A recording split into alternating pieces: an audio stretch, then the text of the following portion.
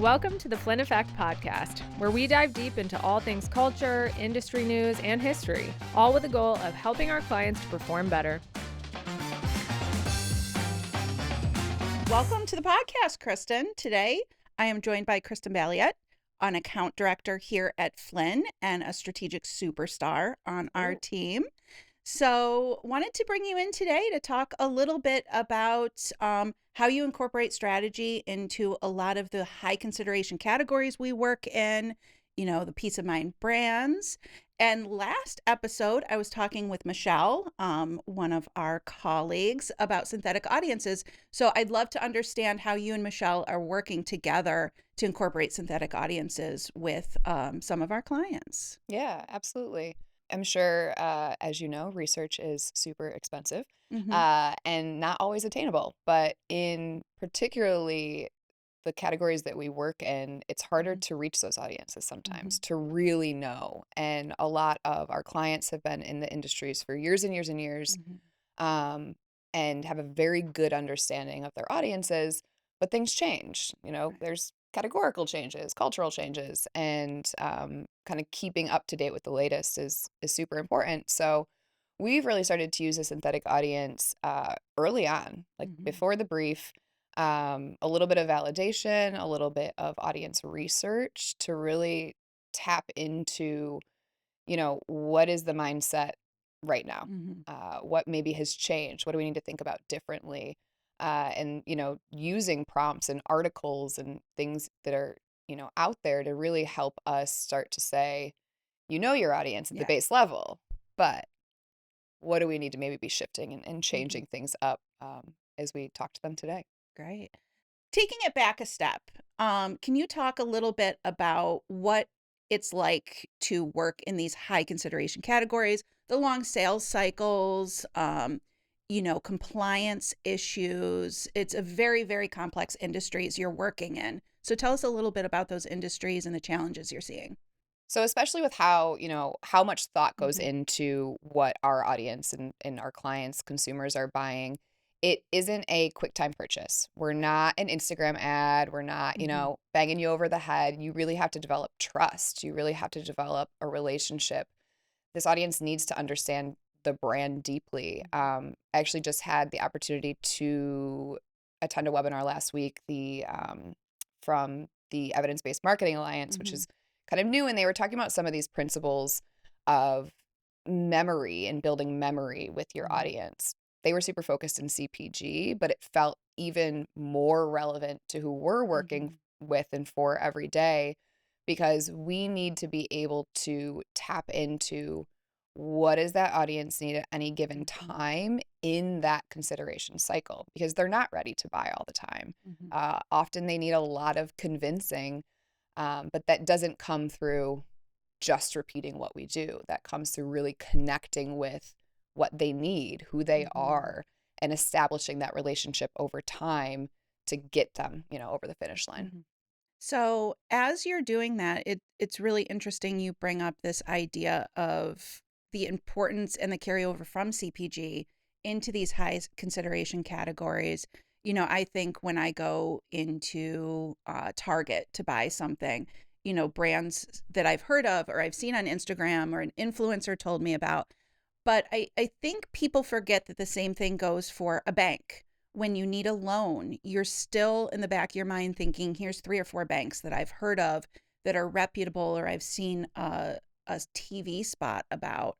So, how do you currently balance we have a large financial services client that you are running media for. How do you balance that mix of brand and direct attribution and Yeah. being all the way down the funnel?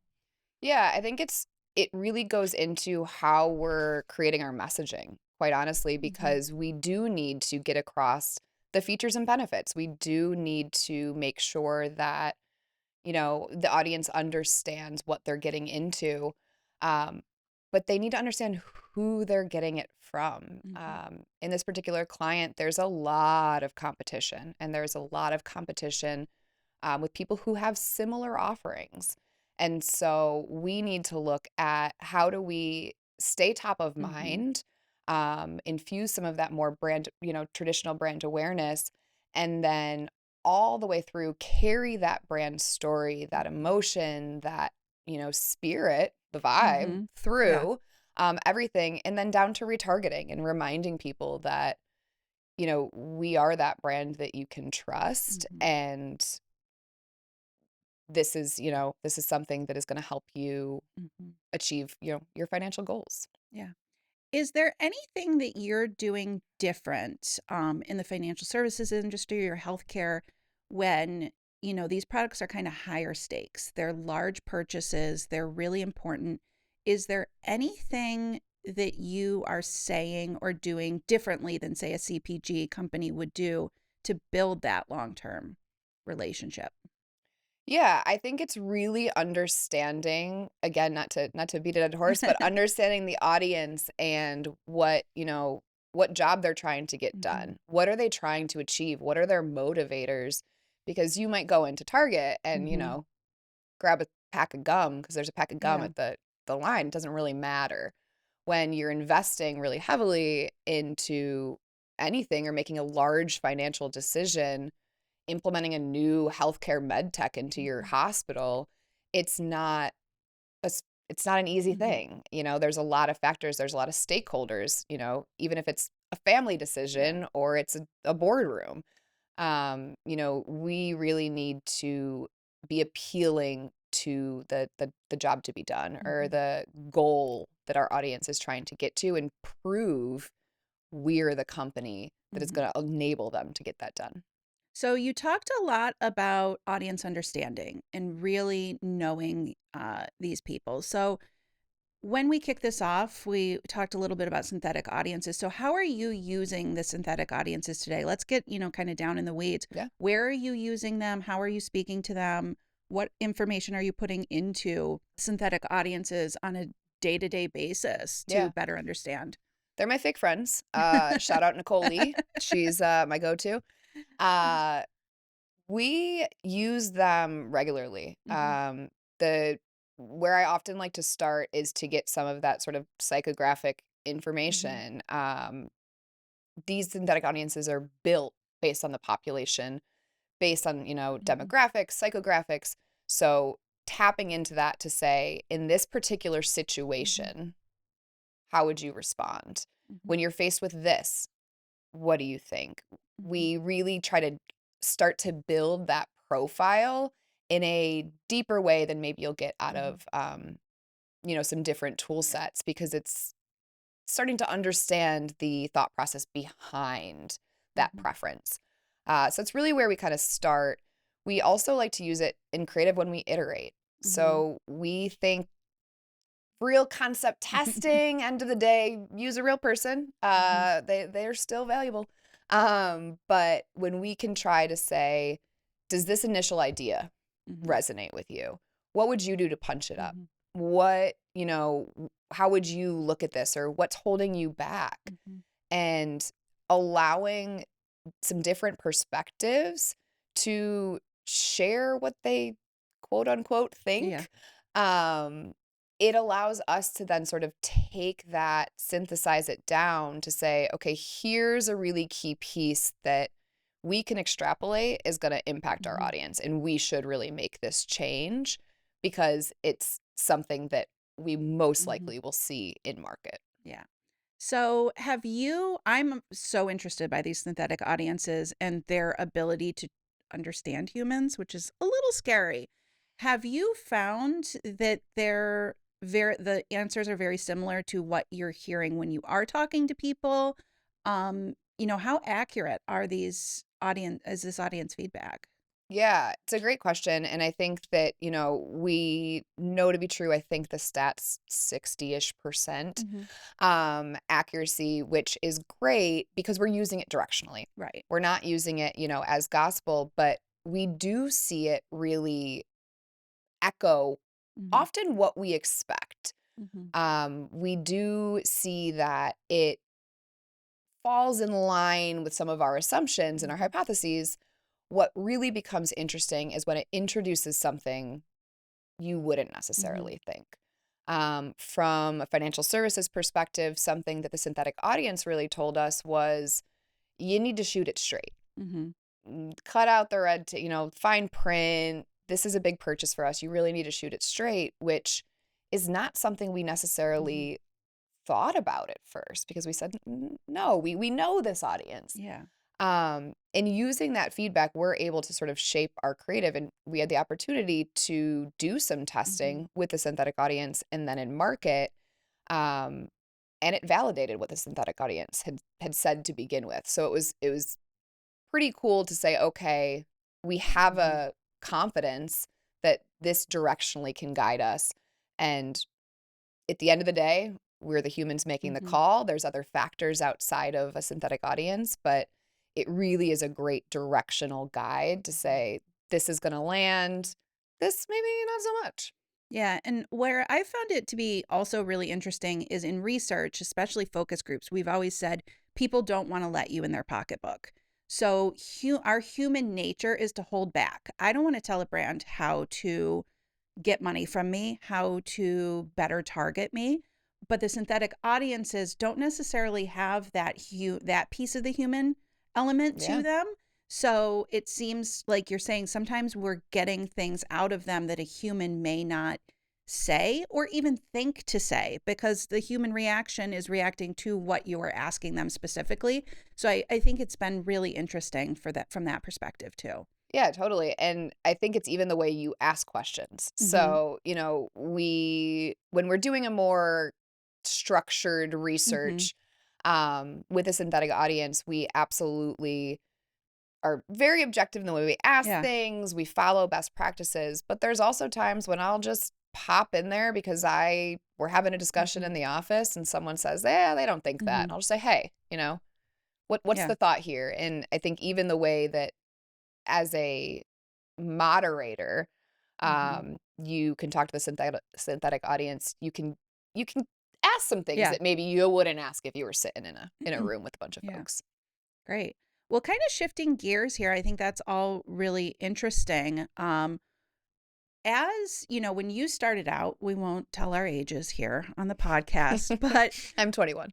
21. Okay. So when you started in this industry, at 6 years old, things were very different. It was, you get an insight, you write a brief, you have 2, 3, 4 weeks to concept, and the world has just shifted. So we're using these synthetic audiences to speed that up significantly.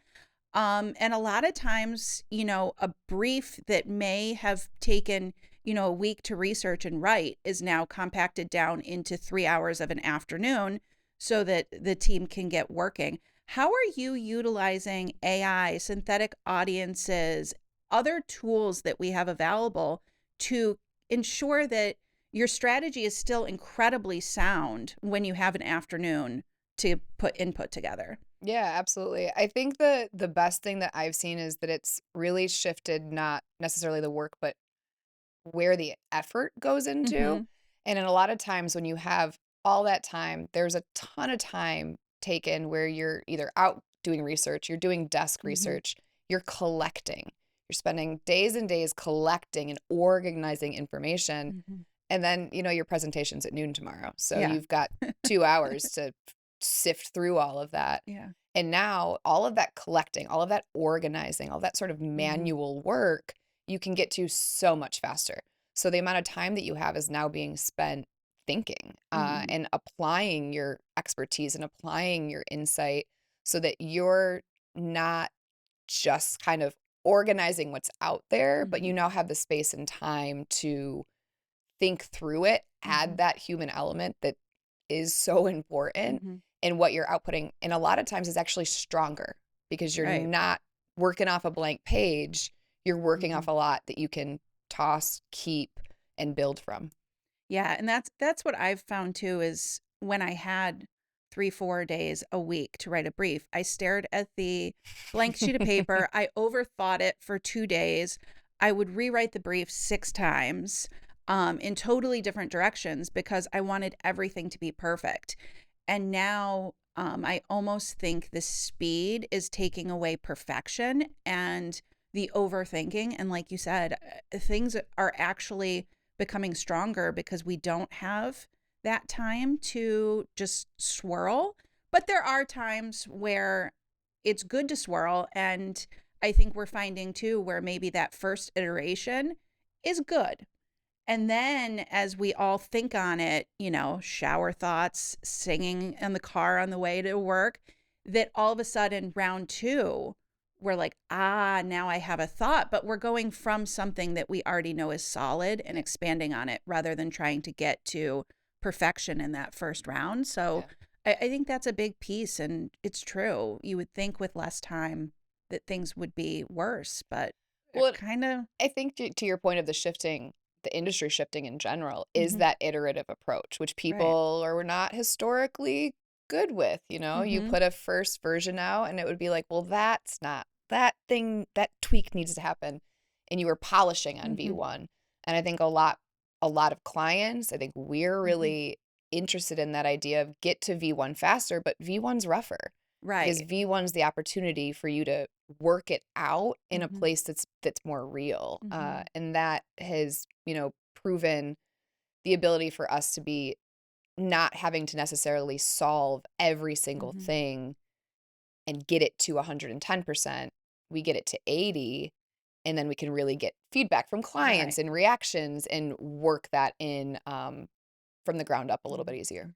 I actually think it makes the work more fun because the presentations to the clients aren't necessarily presentations like they used to be. It used to be, this dog and pony show where you're like, look at this beautiful work we did. What do you think? And now it's a lot more collaborative. It's a lot more, like you said, iterative. And I think it makes it more fun Yeah. because it doesn't hurt as bad when you shift if it's 60, 80% and you haven't been polishing it for 2 weeks. Yeah. And I think it just is, And it's more of a partnership. You're yeah, building it right. then together, and kind of everyone has that Hmm. skin in the game, and it's not as much toss over the fence and Yeah. back and forth. It's something that the whole team's really building together, which at the end of the day can be, it can be an adventure, Yeah. but it always makes it more Right. worth it. Right. And I think that the interesting piece of this too is internally we always laugh because we have very different styles. Sure do. Um and personalities. And I'm more of a fly by the seat of my pants type of gal. And you love a good process. So I always find it so interesting,